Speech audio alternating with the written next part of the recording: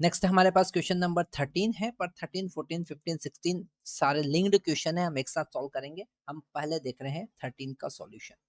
कह रहे हैं कि s is equal to alpha plus beta T plus gamma T square है, find the acceleration of particle. तो यहाँ पर s is equal to alpha plus beta T plus gamma T square है। इसे हम पहले डिफरेंशिएट करेंगे तो हमको मिलेगा वेलोसिटी। तो अल्फा का एक्सेलरेशन डिफरेंशिएशन 0 हो जाएगा, beta as it is t का डिफरेंशिएशन 1 हो जाएगा, gamma as it is t square का डिफरेंशिएशन 2t हो जाएगा। ठीक है, तो वेलोसिटी का एक्सप्रेशन हमको मिला बीटा प्लस 2 गामा टी। ठीक है, हमें पता है वेलोसिटी को फिर से डिफरेंशिएट करने के बाद हमें मिलता है एक्सेलरेशन।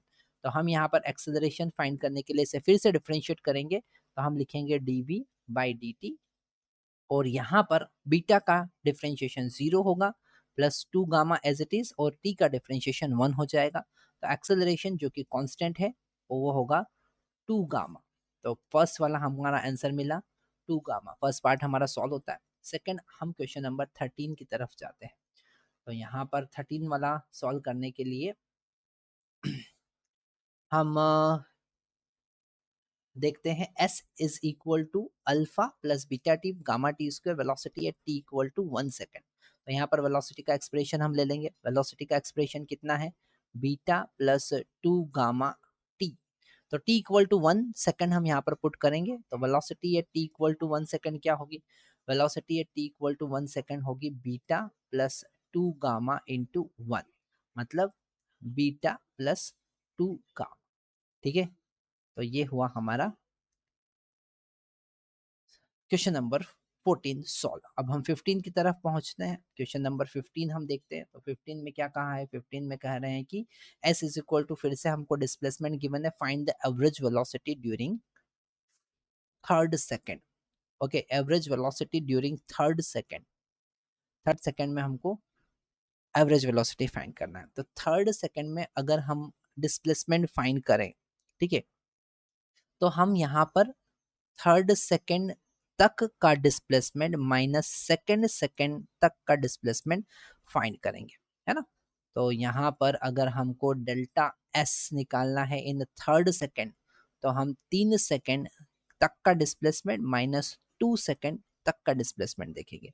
तो जब हम यहाँ पर ये डेल्टा एस थ्री फाइंड करेंगे, क्योंकि total displacement divided by total time हमें निकालना है एवरेज वेलोसिटी निकालने के लिए थर्ड सेकेंड में।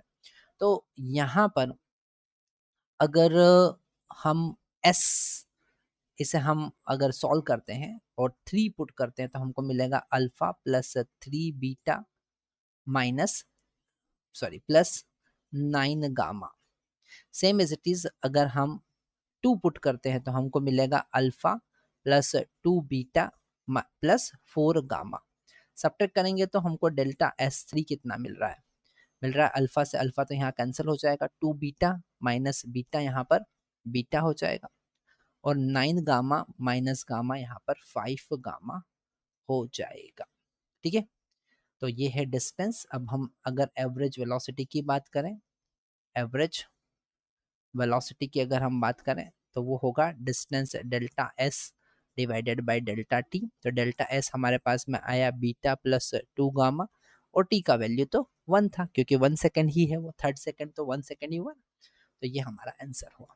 ठीक है, अच्छा ये वाला क्वेश्चन आप डायरेक्टली भी सॉल्व कर सकते थे अगर आपको S3 पता होता, और वो होता है u प्लस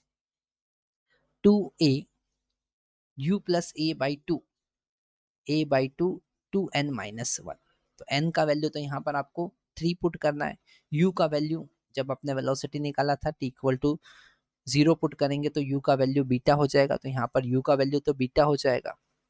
इनिशियल वेलोसिटी इसमें आप अगर t इक्वल टू 0 पुट करेंगे तो बीटा इनिशियल वेलोसिटी। एक्सेलरेशन हम निकाल ही चुके हैं 2 गामा, तो 2 गामा डिवाइडेड बाई 2, और n का वैल्यू 3 पुट करेंगे तो यहाँ पर 5 हो जाएगा।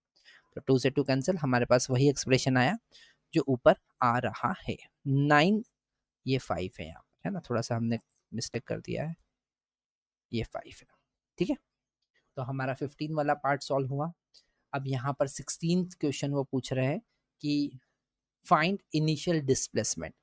तो इनिशियल डिस्प्लेसमेंट में हमको टी इक्वल टू 0 पुट कर देना है। तो एस में टी इक्वल टू 0 पुट करेंगे तो कितना मिलेगा अल्फा, और वो अल्फा ही हमारा क्या होगा इनिशियल डिस्प्लेसमेंट। तो यहाँ पर हमारे चारों क्वेश्चन सॉल्व होते हैं। सिंपल ही था, एक लिंक्ड क्वेश्चन टाइप था, मल्टीपल क्वेश्चन जिसमें होते हैं।